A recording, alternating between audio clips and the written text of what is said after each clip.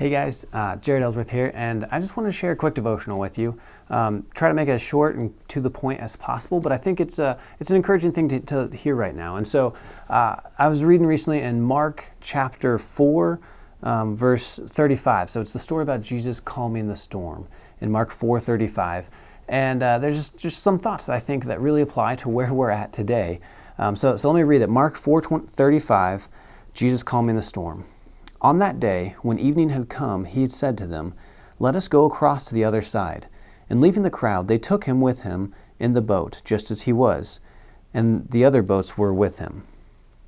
And a great windstorm arose, and the waves were breaking into the boat, so that the boat was already filling.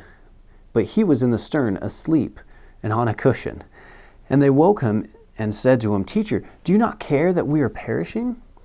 And he awoke and rebuked the wind and said to the sea, "Peace, be still." And the wind ceased, and there was a great calm. He said to them, "Why are you so afraid? Have you no faith?" And they were filled with great fear and said to one another, "Who then is this, that even the wind and the sea obey him?"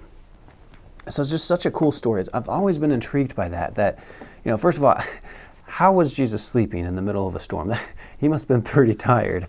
But just the idea that then he stands up and says, "Be still," and suddenly the storm goes away. That's a miracle. That's something we don't see every day. But a couple thoughts about that is Jesus was not surprised, nor was he worried about the storm. He was taking a nap. He was sleeping. He's like, this is a good chance for me to sleep. So the disciples were freaking out, and they're like, "Oh my goodness, what is going on? We're going to die." And they wake Jesus up, and Jesus, he wasn't sleeping and then just woke up and looked around. "Oh my goodness, where'd the storm come from?" No.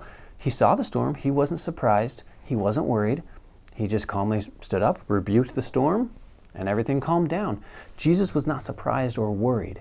Same thing with today, with the virus going around, the pandemic, everyone's worried. Jesus is not worried. He's not surprised by what's happening, and he's not concerned about what's happening because he's God. He knew this was going to happen, and he is greater than this issue. And then the second thing from the story is that the calming of the storm did not happen as quickly as the disciples wanted it to happen. They were scared. They thought they were going to die. "Jesus, don't you know we're going to die?" They didn't think Jesus could calm the storm. They just wanted Jesus to be there with them when they were dying. "Don't you care that we're dying? You're just taking a nap here." And Jesus, they wanted the storm to be calm quicker. They didn't want the storm at all. But Jesus did calm the storm. And just this idea of God's timing. We want the solution faster. We don't even want to experience the problem in the first place, honestly. But if we do come across the problem, then we're like, all right, how quickly can we get out of this mess? And, at least for me personally, it's never fast enough.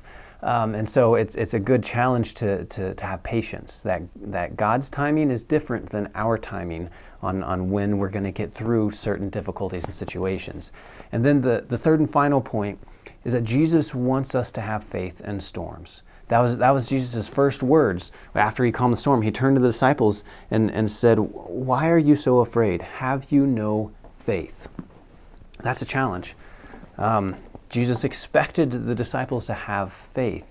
So for us in this situation, what does it mean to have faith? What does that faith look like? What are we supposed to do with that? And so there's three quick ideas that, I think we're supposed to have faith in the power of Jesus, that God is powerful, and we need to have faith in that he can calm the storm. He can cause this pandemic to go away. The second thing is we need to have faith in our ultimate destination, that if we are to die, where will we go? Is our eternity secure? And so to have faith that, I'm going to be with God if I die. So, I'd rather not die, but if I do, it's okay. I have faith in God. And then the third thing is to have faith in God's timing, like I already mentioned, that God's timing is better than our timing. We may not think so. We think, it'd be better if this went faster. But God has a plan, and he works in ways that we don't understand. And this is an opportunity for us to be patient, to grow, to have faith, to build that endurance. And so just like the disciples were in the middle of a storm, and so this is our opportunity to respond in faith rather than fear like the disciples did. And so the three things, again, I'll just repeat it. Jesus was not surprised or worried by the storm. The calming of the storm did not happen as quickly as the disciples wanted.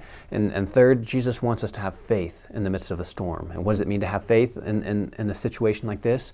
To have faith in Jesus' power, to have faith in our ultimate destination, and then also to have faith in God's timing. So I hope that encourages you. Can't wait to see you guys again in person. But until then, let's keep in contact. Write some comments. Let's talk a little bit. Have a blessed day.